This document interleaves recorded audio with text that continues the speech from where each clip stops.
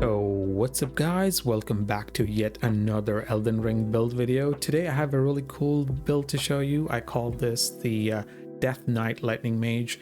This is a really fun pure caster build and it is focused around all the ancient dragon cult lightning spells, and it is a very versatile build. It is very fun to play. It is it's good for any kind of situation, single targets, elite enemies, groups of enemies, bosses. Really fun to play. So hope you enjoy this.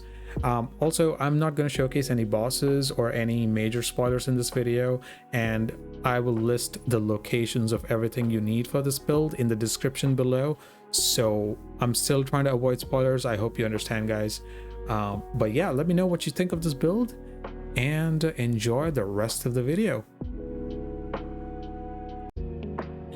All right, let's get started.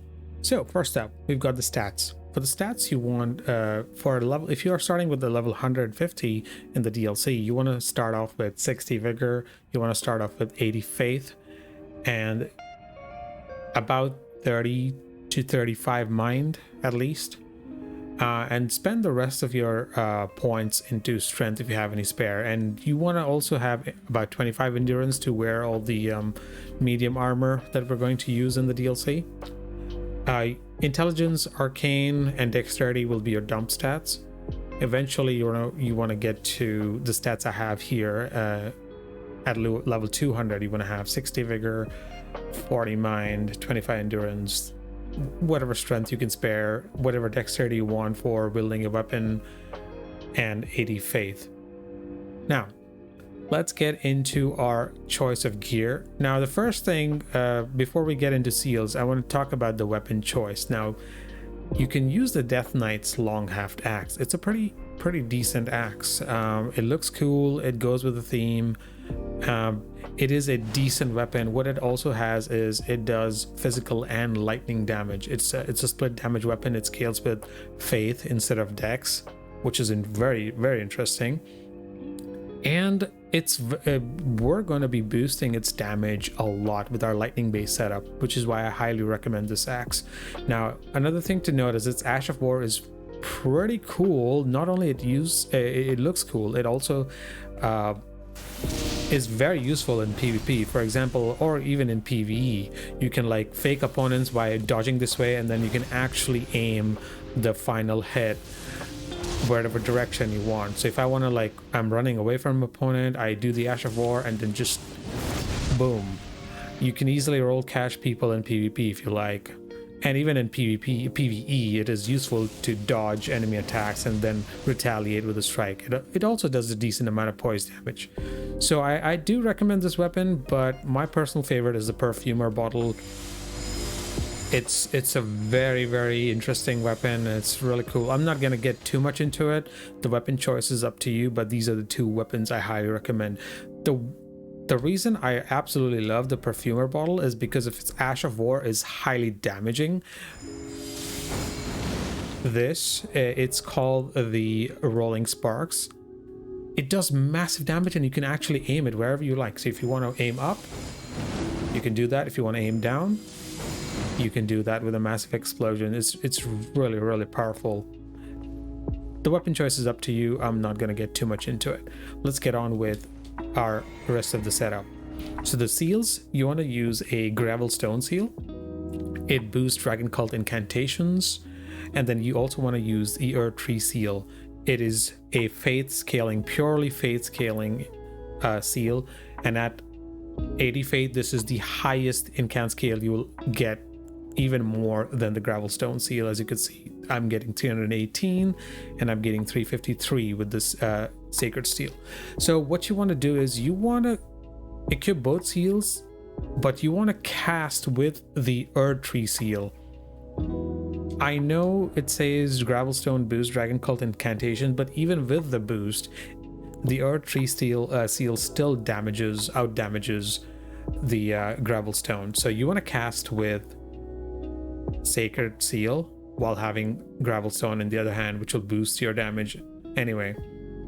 All right, so for the rest of the setup, I'm also using a heavy Earthsteel Dragger as heavy earth steel dagger with the assassin's gambit Ash of War.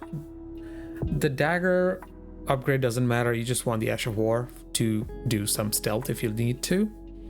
For the armor set, now in most of my other builds I recommend putting whatever armor you want. However, in this build I highly recommend the whole Death Knight set because it has a passive ability. Each set has a passive ability to boost Ancient Dragon Cult incantations, each set by a little bit. So with the whole set equipped, you're going to get a massive boost of Dragon Cult incantations. So we're going all with the whole setup is based around lightning damage. So all right, next up we've got the talisman. First up, obviously we will use we're going to use the Phlox Canvas Talisman. This greatly raises potency of our incantations. If you don't have this, you can use the Faithful's Canvas Talisman, but I really recommend you getting this. This is from Sage Gowry's questline. Next up, we're going to boost our damage even more by having the Lightning Scorpion Charm equipped. This increases all our lightning damage. That includes from our axe, from our perfume bottle, from our incantations, everything.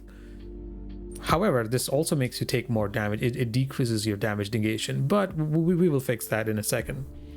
Next up, you want to use, it is mandatory, you want to use the Radagon Icon. This shortens spell casting time. It is super important. You could also level up your dexterity a little bit to help with the cast time, because raising dexterity actually helps with shortening spell casting time, but not that much. It is not that important. If you want to skip dex, that's fine. This will be just fine. Now, for the final slot, there are two recommendations I have. Now, you have three instances where you travel in Elden Ring. You have the open world exploration, you have dungeons, and you have bosses.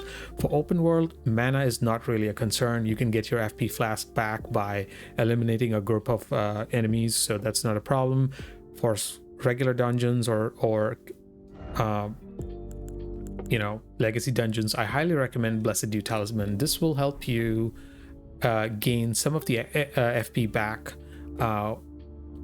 because we want to be able to cast Golden Vow and maybe an HP regen buff and have it active at all times. So by the time it runs out, you will have already recovered the cost of casting those incantations. So I really recommend this one. For bosses, however, I actually swap it out to the Lord's Talisman, which is right here. It extends the spell effect duration. It extends every spell effect durations by 30%, I believe. So your Golden Vow will last longer, sometimes the entirety of the boss fight. Your HP regen buff will last longer, and more importantly, we're going to be using the Black Flames protection for our lack of damage. Because this armor is a medium armor, we don't have a lot of defense, and plus the Lightning Scorpion Charm reduces your damage negation. So we're going to be using the Black Flame protection, and this is also a duration based buff. So we want for boss fights, we want this for boss fights. All right, so let's get into our incantation setup. For our spells, I use a Lightning Spear. Again, it's an Ancient Dragon Cult incantation. This is your bread and butter spell. You will be using this almost all the time for regular enemies, heck, even bosses. This is such a useful spell, very versatile, quick to cast. It can also be charged.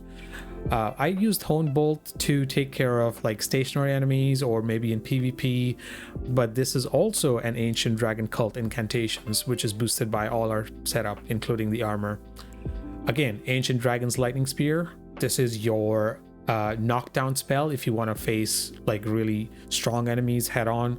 This also has a knockdown effect if you manage to charge it, and it also has a little bit of hyper armor. Once you get into the air, it is difficult to knock you out of it. You still take damage, but at least you can get the spell off, so I highly recommend this. And then finally, our AoE nuke, the Ancient Dragon Lightning Strike. This will be your AoE nuke, and also for really good spell for really big bosses, dragons and whatnot. So all these spells are your lightning based spells, and they are all Ancient Dragon Cult spells, which will be boosted by your armor. Now for the rest, I'll use Blessings Boon for the HP regen. Very useful in bosses or just generally, running around. I use Golden Vow for increasing our attack and defense. It also raises your incantation attacks as well, spell attack that is. Very, very useful. Then I use Black Flame's Protection. It's an amazing buff. However, what it also does is it reduces your healing received from the Crimson Flask, so do mind that. Flame Grant Me Strength, I don't usually use it unless I'm using the axe. So I have this equipped just to show you, but I don't really use this. It boosts only physical damage, so if you want to use the axe, just have this. And then I have Flame Cleanse Me for cleansing, poison, and Scarlet Rot. So this is the base game. I don't have any Shadow Tree buffs active. As you can see, my physical damage negation is 17, 30, and 16, 16. This is pretty damn low, right? So let's fix that. We're gonna use Blessings. Oh, well, HP regen doesn't matter, but I want to show you the Golden Vow buff. With just the Golden Vow, we get up to 25%, and then with oops, I cast it again, my bad. With Black Flame's Protection, our defense goes on point up to 51, 49, 51, 51, 50% damage negation. That is insane. This spell is just too good. Yes, it has a drawback of, less healing received, but that's something you have to deal with. If you don't want to use Black Flame Protection, I highly recommend you use Boiled Crab. Boiled Crab does not stack with Black Flame's Protection, and it's not as strong. As you can see, my negation only goes up to 40, but this is it. Hey guys, sorry for the jump cut. I completely forgot to add the physics section, so here I am adding now. For the physics flask, I would really recommend the Opaline Heart tier to get even more defense on top of what you already have. And I also recommend using the Lightning Sharding Crack tier. This will boost all your lightning attacks on top of everything else that we've already done. So this is an amazing combination, as I highly recommend it. All right, back to the video. Anyway, hope you enjoy this setup. The gameplay is pretty simple. You run around the field having both seals equipped, and you use lightning spears or horn bolt for stationary enemies, or if you encounter a very large enemy, you could use this to knock them down. And for a group of enemies, you use Ancient Dragon Lightning Strike. You can also charge this up if you like, or you can just quick cast it like so. And there you have it. And for other types of situations, again, I highly recommend you try out the perfume bottle. Again, its damage is highly boosted with the Lightning Scorpion Charm, so give it a try. Anyway, hope you enjoyed this build. This is a non-spoiler guide, so I didn't really have any boss fights to show you, but I hope you try it out and let me know how it goes. Until then, you guys have a good day, and I'll see you next time.